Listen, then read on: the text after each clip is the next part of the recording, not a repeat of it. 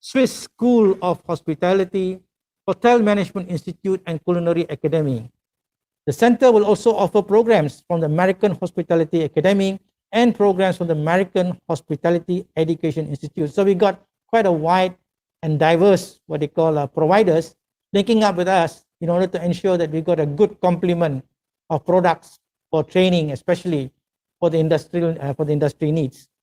The center, in partnership with DHS, will be very happy to offer these programs, not just here in Malaysia, but also to start with within the region itself. And we're looking at how can we expand these activities into the region. And we'll also be working together with Ganesh Tim, who is a representative for the Cornell programs and Swiss Education Group Professional program in leadership and hospitality for senior managers. So, ladies and gentlemen, we're looking at an idea which was brought forward by DHS way back in 2016, was proposed, and today it's become a reality. Especially, I think, with the what you call partnership with the MTC as well as iPortal. I think those are two pillars, two critical pillars for the success of this center.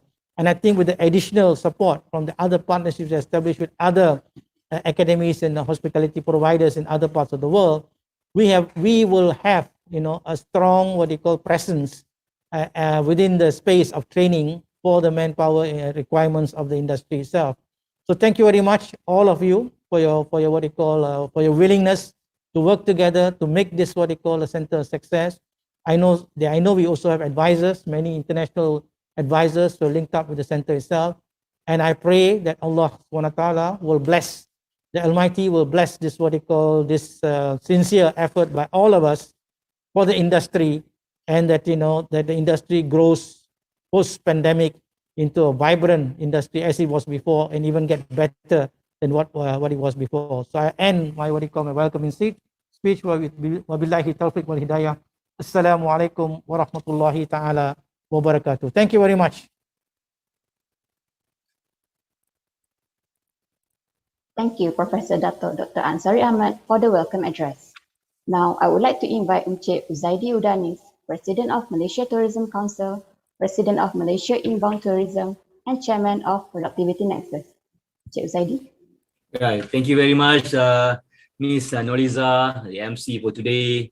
Yang berbahagia, Professor Dato Dr. Ansari Ahmad, Founder, President and CEO Asia E-University and Speak Training Sdn Bhd. Yang berbahagia, Dr. Rashdi, Founder of prestigious and international platform iPortal, Dr. Sri Kumar, DHS Academy, High Council of MTC, Malaysia Tourism Council. We have here with us to get here, we have Dato Azli, Dato Nozaleha, and all our Majlis Tertinggi, High Councils of members, and tourism heroes, our tourism heroes among these Asia's university, and also their leaders and ladies and gentlemen. Assalamualaikum dan salam sejahtera and salam produktif pelancongan. Yeah, first of all, I'm so honored to be invited in this historical moment, historical event, where I'm very confident it will be another game changer for tourism industry. So the launching of the ASEAN Center for Tourism, which is strongly supported by iPortal, an international knowledge-based economy platform, together with an aggressive learning center, one of the up-and-coming academy, DHS Hospitality Academy, an established university, Asia University, and of course, with the collaboration of Malaysia Tourism Council, the only council in Malaysia which is representing one of the most important economy sector in Malaysia, that is tourism industry. Professor Dato and ladies and gentlemen, everybody knows that tourism industry has been badly impacted during this pandemic. But I'm so proudly to announce that most of the tourism players are still here. Most of the tourism players are still here. That's the wonderful part of the tourism industry here in Malaysia. And I believe there will be a bright future for everyone through a tourism industry. Based on the UN WTO World Tourism Barometer, The number of tourist arrival worldwide recorded in 2020 was 399 million people compared to 1.47 billion people in 2019. It's a huge difference. Of course, we understand that the pandemic has impacted all. And talking about ASEAN, talking about Asian region, which is also affected by the COVID-19 pandemic. All countries in the regions posted negative, double negative digit in the number of tourist arrival. Based on the Department of Statistics of Malaysia, recently the tourism receipts they have announced that tourism receipts registered a fall about 71.2%, recording more than slightly 52 billions compared to 110 billions in 2019. This is a huge difference, huge difference. So with all these negative data, we still believe that the tourism industry will still be an important economic sector to boost our economy, GDP, and therefore we need to push the recovery agenda, the recovery process in tourism as soon as possible. In this agenda, everyone has to play their own part. The governments, the industry, the stakeholders, the state governments, everybody has to cannot work alone or in silo. We need to collaborate. The industry, the authorities, the academia need to collaborate with and working together. This is in line with the Prime Minister's of Malaysia's concept or motto, Keluarga Malaysia, or in other words, Malaysians family. But we can't just simply collaborate without any reference. So therefore, it's important to establish an excellence center, a reference center with innovative initiatives. That's why Malaysia Tourism Council with DHS Academy has launched a series of human capital initiatives in June last year and June this year, so that our talents in tourism industry won't go to the waste.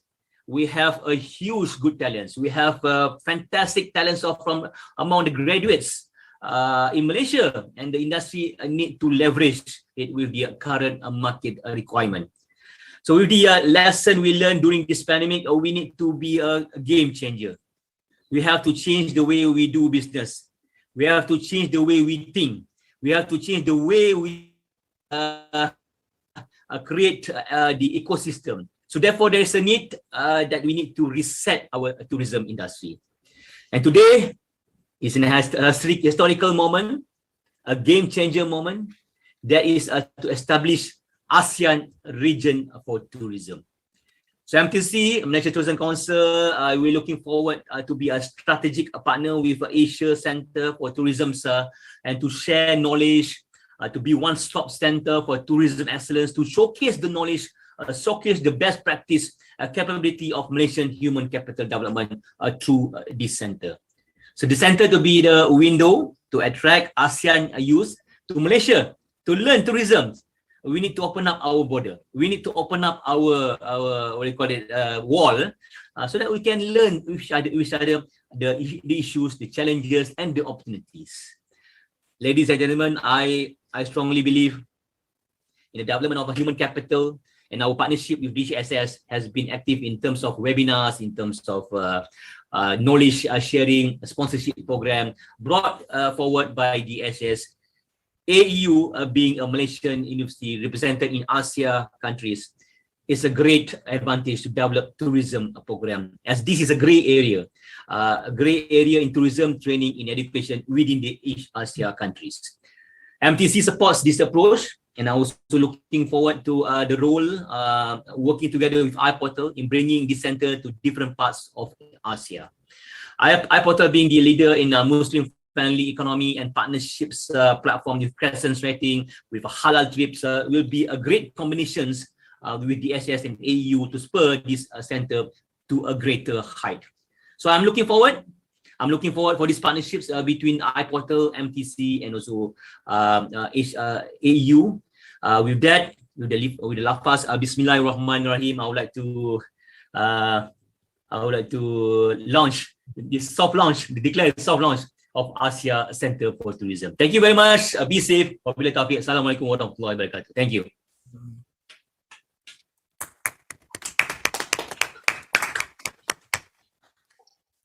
Thank you, Encik Uzaidi. Appearing on the screen now are the signatures of three main people, mainly from Asia University, DHS Hospitality Academy, and iPortal Live.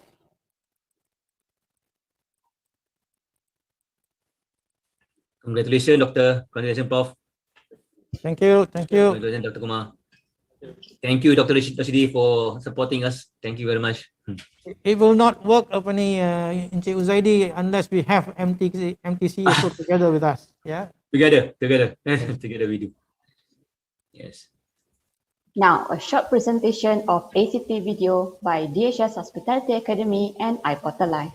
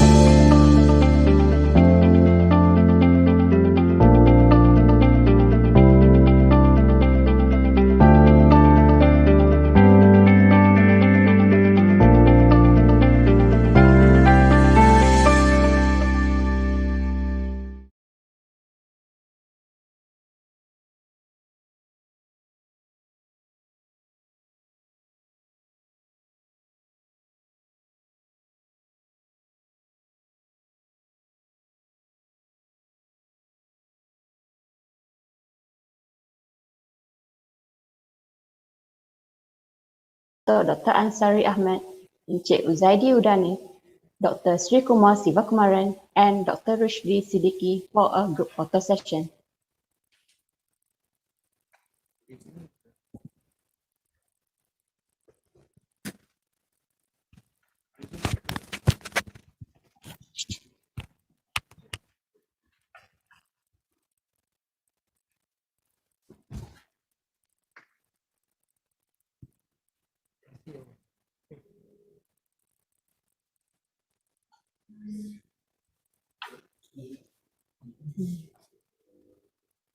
Okay. Yeah.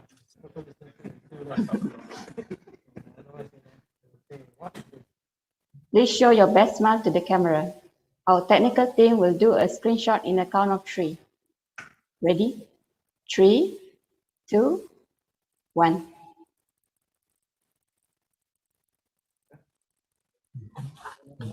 Thank you. One more. Alright. Okay, one more. In count of 3. 3, 2, 1. Right. Thank you so much. Dr. Sri Kumar, you have to smile. You have to show your smile. It doesn't come through his what they call his mask. Everybody. Oh, okay. Oh. Now I call upon everyone to turn on their cameras for a photo shoot.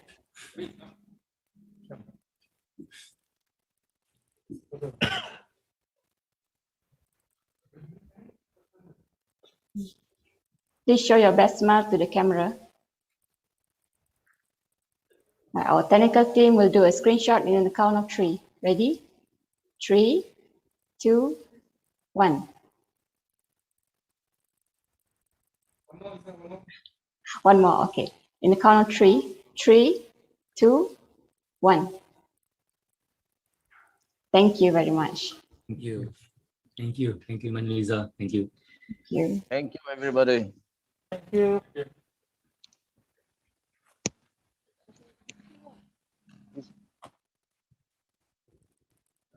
Dr. Rashidi, how's things in New York? Stable. Stable. That's the best answer. Inshallah, hopefully things are getting better day by day in Yeah. Malaysia. Yeah. Inshallah. Also. What about the crowds? Are they back to normal? The activities, the events, the concerts, or the exhibition, the conference, back to normal? In New York specifically, things are in the new normal. We're still in public transportation. You have to wear masks, respect social distancing. Yeah. But all in all, we're moving into this bubble, and then hopefully the bubble will be the pathway to this new normal. And the new normal, hopefully it'll be about jobs for a lot of people who have been unemployed and stuff like this. So we hope and pray for people in America and in Asia that good will come out of it, and that we've made it through this together. Yeah, inshallah, inshallah. Inshallah. What fascinates me is that in Europe, particularly, you look at Europeans, they are going to football matches, they're going for all without any mask going around, pubs that, this one, no concern at all, And here we are, so concerned, even in the own room, we are still with our mask on. What's your take, doctor? Do we need to wear masks? Well, there are pros and cons to it. If you look at, if you ask me, the fact that most of us are already vaccinated, and the statistics show that, once they're vaccinated, it's very, very low percentage go to stage 4 and stage 5. We're talking only 0.00 something percent go to stage 5. So meaning that, and as a scientist, I can tell you that it is good to have natural immunity. In other words, getting infected and building up your own antibodies to it is better than being vaccinated.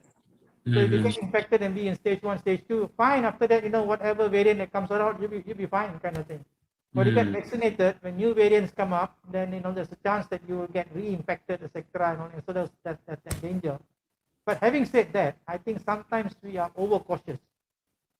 We are too cautious. And it's going to be like flu. It's going to be with us for a long, long time, and we just got to get used to it.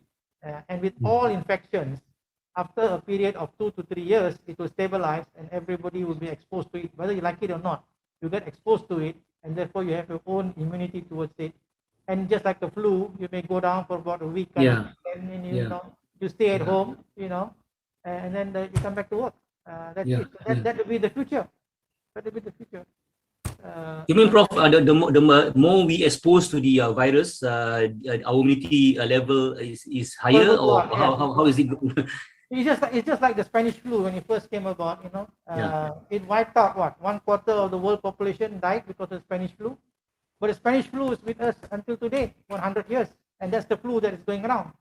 It's a much milder version than what it was when it first appeared. The same will be true with COVID-19. You will get more and more people, more and more the world population will get immunity towards it, and therefore you will have mild symptoms. At best, you have mild symptoms, but of course, 1 or 2 people will show severe symptoms. That's normal. Statistically, no matter what you do, there will be some individuals who will be what we call vaccine negative. In other words, no matter how many times you vaccinate them, they cannot build up the antibodies due to their own what they call nature of the body, kind of thing. And so they'll be extra sensitive towards what they call towards it. And then there'll be others, who are not affected at all, because as you see in common cold, some people not affected at all, and some people, mildly affected, some people a bit more severely affected. Of course, the young, the youth, the infants, and what they call the elderly will be more prone towards it than the young people. People who are strong with the immunity system are very strong, etc. And I think they will go about life without much problem. Dr. Rusdi, I'm just curious. I'm just curious before I forget. How's the price of goods in US? Are they increasing or are they maintaining, especially the basic requirement, the bread, or is are the price increase or maintain due to the pandemic? The supply chain resiliency was really looked into for certain items. The climate change has affected growing regions where there have been droughts. So it's more to do with the climate change that has caused prices for certain commodities, vegetables to spike. But the supply chain resiliency is pretty good, and therefore the inflation component on food items hasn't really spiked here compared to other countries. But there's an interesting thing that I wanted to share with both Dr. Ansari and with you, brother, is this. Malaysia at one level, in my mind, is a G25 country, US, so on and so forth. But and so there is this concern for the less developed countries and the least developed countries. And of the 56 Muslim countries, about 23, 24 are the least developed. And obviously, the pandemic respects no boundaries, borders, religions, faiths. And so the situation with respect to international travel, especially transit travel, is a bit concerning, where you've got pockets of, say, African countries or pockets of South America or the CIS, where the vaccinated population hasn't reached that 60, 70%, where that herd mentality kicks in. And with international travel, transit hubs, this is something that at least bothers me. I would very much like to hear your point, Brother Uzaidi and Dr. Ansari, your points on that. But Dr. Rashidi, you were saying that the hot dog price in New York are the same today as before in 2019. Is it true? Less tourists. Tourists. Wow. They're less tourists. We have here the what we call it, nasi kandar, which has increased more than 30%. Oh, is that right? So it's because due to the logistic cost, increase of logistic cost, increase of these, all these costs that been increased during this pandemic. So I'm so surprised that price remain without any controlling from the government. That's the beauty of it. Yeah, that's right. Yeah.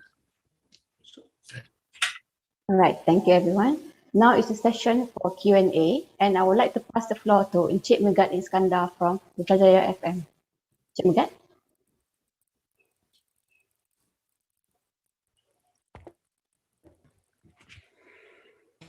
Assalamualaikum warahmatullahi wabarakatuh, and very good morning. Okay. I'm Megat Iskandar. I'm representing Putrajaya FM, an online radio based in Putrajaya, and we broadcast 24 hours, and our access is globally. So I would like to thank the organizers for inviting Putrajaya FM to this launching ceremony, and I would like to just take a few minutes to ask a few questions. Let me see. Okay, this question is for Professor Dr. Ansari Ahmad. Yeah. Okay. Can you tell us, for the benefit of the viewers and also the listeners of Putrajaya FM, what's the role of Asian Center for Tourism, and how can the industry players benefit from the center? Thank you very much, Encik Megat. Terima kasih. I'm just wondering, are your audience more prefer bahasa Melayu ke ataupun bahasa Inggeris? Doesn't matter. Or temporization? Because I'm respecting the language of the event. That's why. Jadi your listeners. But anyway, well, our listeners are mostly Malaysian. They prefer Malay. But since we can broadcast also to other countries, up to you lah. Nak guna bahasa Malaysia pun boleh juga. I would katakan gunakan temporization, campur dua-dua lah. Temporization is okay. It's okay. Or maybe marah guna tu. Yeah. Okay. So that everybody can understand, kind of thing. Right. I think in a nutshell, the establishment of the center is basically for talent development, and upskilling. That's the primary purpose of the center. And we realized that with the what they call a pandemic, that there's a huge need for what they call talent development and talent upskilling within the industry itself, because the industry, the world itself has changed, as what Brother Rushdie was mentioning just now, that there's a new norm, and we all what they call are aware of this new norm and how things are changing, how flavors are changing, etc. kind of thing. So we felt that with the establishment of the center, we be able to address the needs of human capital for the new norm in terms of tourism itself. And as you know, as during the pandemic itself, you could see that some people were much more creative than others and also innovative, coming up with virtual, what they call tourism, etc., and all that kind of thing. And even you have flights to nowhere, you know, people who are you know, frustrated, they can't fly anywhere. You just take a flight to nowhere kind of thing. You know, that's also part of tourism itself, just to have the flight experience kind of thing. So in our case, what we're trying to do is bring together various parties, and we felt that it was very important to have the what we call the Tourism Council together with us, because they have the what we call link to the industry itself. The government itself should be there, as well as we need what we call international partners. And I think iPortal is a critical partner as far as the global partnership is concerned, to ensure that we have a what we call a product, training products which fit to the industry's needs for the future, not for the past, for the future. Because I think we're looking at the future, not what was relevant in the past may not necessarily be true yang perlu untuk masa depan. Jadi kita perlu ada kursus-kursus latihan tertentu untuk kita menyediakan modal insan bagi sektor pelancongan ini, supaya kita memastikan bahawa apabila sempadan kita buka dan sebagainya, kita adakan pelancong yang baru dan sebagainya, bahawa talent kita ataupun bakat dalam sektor ini telah dilatih dan boleh memberi perkhidmatan yang terbaik kepada pelancong-pelancong yang baru datang. Jadi oleh kerana itu kita telah berkongsi, kami akan kongsi iPortal, dan juga kita akan kongsi MTC supaya mereka tahu apa yang perlu dalam sektor pelancongan itself, dan kita bangunkan program-program tertentu dan program-program yang spesifik untuk sektor ini. Itu cukup penting. Jadi kita rasa bahawa ada banyak peluang yang baru bagi mereka yang kadang-kadang telah hilang kerja dan sebagainya untuk masuk sektor ini.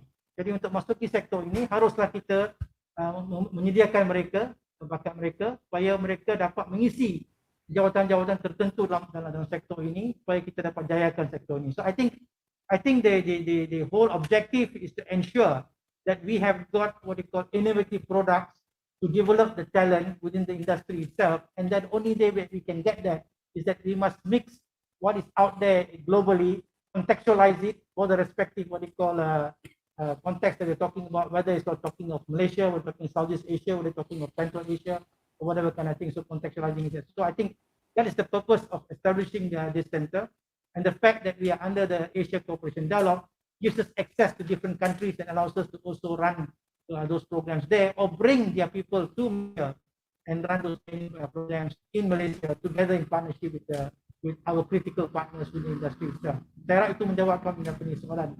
Terima kasih Prof. Profesor. Okey, nampak memang dia ada strategic punya collaboration lah antara players industri dan penyediaan orang kata human capitalnya lah, bakat-bakatnya kan. Okey, saya nak tanya pula pada saudara Uzaidi ya. Okey, as president lah of Malaysian Tourism Council Okey. Pasca COVID-19 memang kita dah tahu akan ada perkembangan terbaru. Jadi boleh tak nak kata saranan daripada Malaysian Tourism Council? Pasal tadi I recall daripada speech tuan tadi, kita sepatutnya perlu change the game, atau kita adapt to the changes. It's game changing punya era sekarang ni. Apakah saranan Malaysian Tourism Council kepada pemain-pemain industri sekarang? Terima kasih Tuan Megat. Jadi soalan dalam bahasa saya kena jawab bahasa dalam bahasa lah. Kalau dalam bahasa Jawa saya jawab bahasa Jawa. Bahasa Malaysia. Okay. Thank you very much. Thank you for the fantastic questions. Actually this is important questions that you know, all our industry, kita semua industri ni perlu kena fikir, sentiasa berfikir, sentiasa berfikir dan juga sentiasa proaktif. Jangan kita duduk diam saja. Selama 20 bulan ni kami tidak mempunyai sebarang pendapatan. Jadi kalau kita duduk diam, habislah. Nak beli Maggi mi pun tak cukup kan duit. Jadi kita kena fikir bagaimana kita nak survive. We need to survive. So kita tengok keliling kita tahu negara Thailand telah membuka Phuket di bawah projek Phuket Sandbox. Terlihat dia punya kejayaan dia, bagaimana dia punya cara-cara dia berniaga, cara-cara dia memasarkan pulau Phuket tu berlainan daripada dulu-dulu. Kita lihat pulau Maldives ataupun Dubai, mereka mempunyai berbagai-bagai promosi, terutama sekali video. Kita lihat Emirates stewardess berdiri di atas bangunan yang tinggi, melihat keliling. Dengan dalam masa 2 minit punya video, kita lihat how fantastic Dubai is. Macam kita nak pergi ke Dubai. So ini adalah antara di mana dah lain dah berlainan. Dulu kita pergi ke World Travel Mart London. Pergilah cari pelanggan, kita cari agensi kita pergi ke, kalau di Malaysia ni kita pergi ke travel fair untuk menjual package pelancongan. Sekarang dengan keadaan sekarang ni, boleh ke kita buat macam tu? Agak susah. Walaupun kita back to the old style, kita lihat platform digital ni tumbuh macam cendawan. Adakah kita nak tutup semua platform ni? Kita rasa kita perlu adapt dia punya teknologi, kita perlu adapt strategi mereka, dan kita perlu ada kolaborasi antara travel agent bersama dengan hotel, kolaborasi antara hotel bersama travel agent bersama dengan state tourism. Collaboration is very important. According to OECD, the collaboration is one of the key factor we need to survive during this pandemic. Therefore, we need to have a lot of collaboration partners. We have with EU, we have DHS, and importantly we have our international partner iPortal. This is very important. Ini amat penting. Jangan kita work in silo. We have to open up our mind. Everybody has their own role. Dengan ada kolaborasi ni, insyaAllah kita boleh reset tourism. Reset tourism ni kita telah identify 5 area yang kita perlu reset. Antaranya produk. Kita amal produk yang dah pasti. Produk lebih long, you mean leisure. The tourist want experience, to feel the experience, to feel the new experience. Kita tak dia hanya nampak gambar, ambil gambar KLCC, tidak. Sebagaimana kita tahu, 5 minutes away from KLCC, there is a waterfall, there is a river. You can have your lunch right in the middle of the jungle.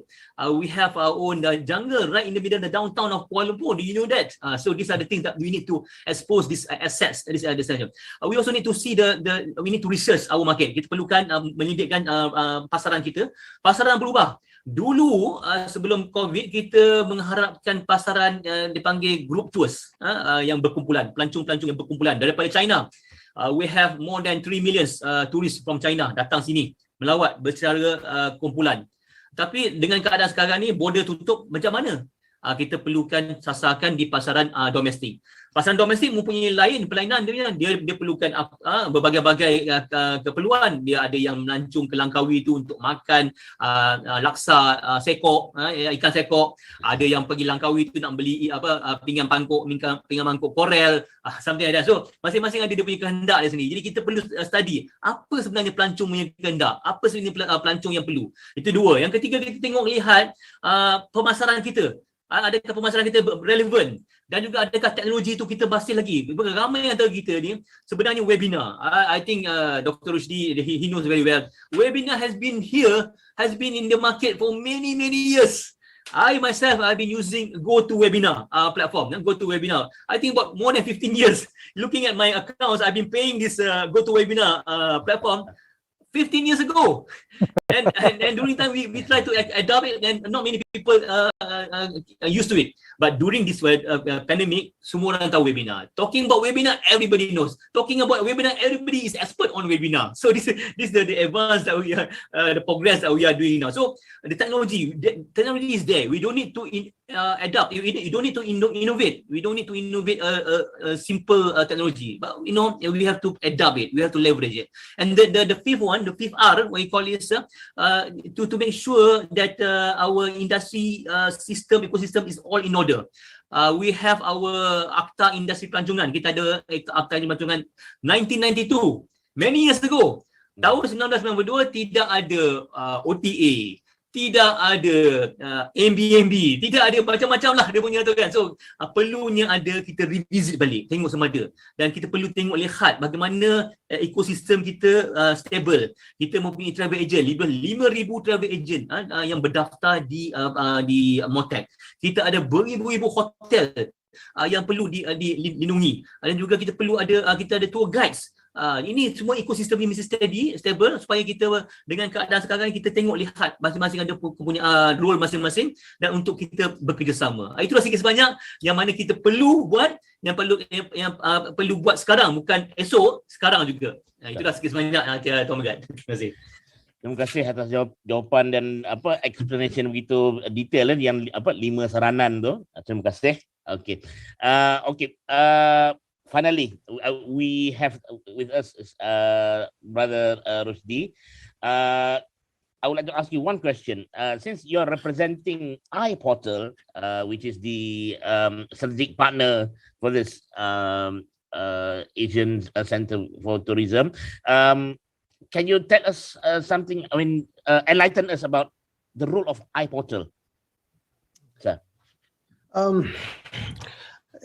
iPortal plays a small role into something big. As Brother Uzedi said, this is about collaboration. Yes. And because there's very little overlap between MTC, the university, and ourselves, there's synergy. So that's the first thing.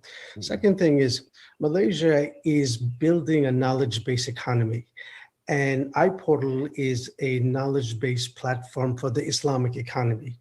So tourism, or Muslim lifestyle tourism, is an important element of this Islamic economy.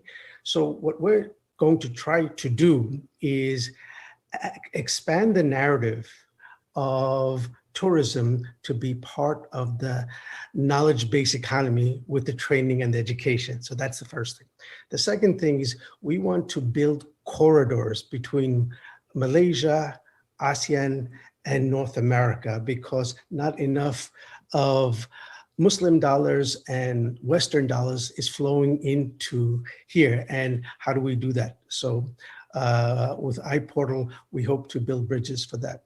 But I think what's really important and what's very exciting is what Dr. Ansari had mentioned, which is the role of startups. You know, startups are part of technology sector. Malaysia is doing a lot of good things in the space of startups.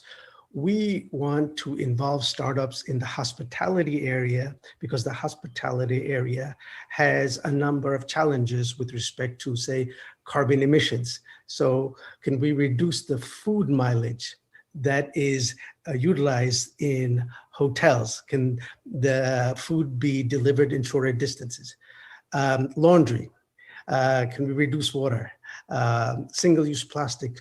So in looking at the startups' contribution to the hospitality sector, we're extremely excited about this, and this would be one of the first in the ASEAN. So there's a lot of things that we hope to contribute and together collaborate, because Malaysia is going to expand its narrative of not only being an Islamic finance hub, a halal hub, but basically a Muslim lifestyle tourism global hub. That is extremely exciting. And this collaboration will contribute at least that part plus other areas. So we're excited about that. Inshallah. Okay, thank you very much, Brother Rusdi. With those 3 questions, I have no further questions. I would like to thank everyone for inviting me and Putrajaya FM to this event. Finally, dengarlah Putrajaya FM. Okay. Terima kasih Tuan Megat. To the organizer. Okay. Thank Thank you. you, Encik Megat. Thank you.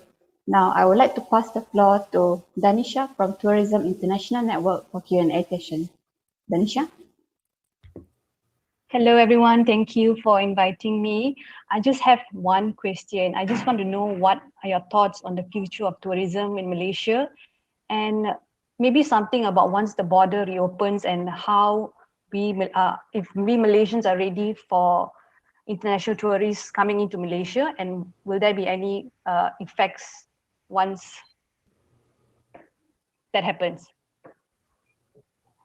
I think that's best answered by Encik Zaidi because he represents the industry itself. We are just doing a small portion of it. The helicopter view, the broader view, I think that comes from Encik Zaidi. Thank you very much, Prof. Thank you for the questions, Danisha from Team Media. I really appreciate your questions. Yeah, we know that tourism industry is one of the most important industry in Malaysia. It's actually we contribute 15%, 15.9% to GDP, our GDP. So this is very important, and we also provide more than 3.6 millions of jobs for Malaysians. That's one of the biggest employer. In fact, the biggest employer for the graduates in Malaysia.